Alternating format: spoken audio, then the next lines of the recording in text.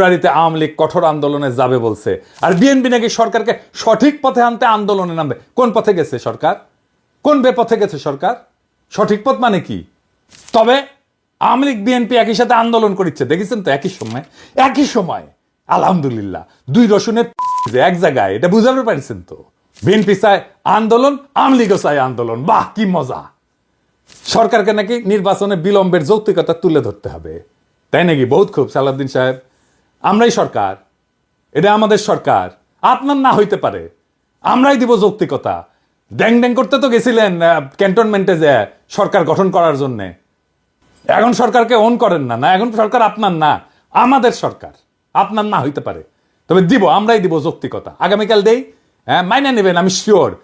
একটা দিন টাইম দেন, মেলা কাজ করার লাগিচ্ছে তো, একটা দিন টাইম চাচ্ছি, খুশি করে যৌক্তিকতা দিয়ে দিবনি, আমি দিবনি।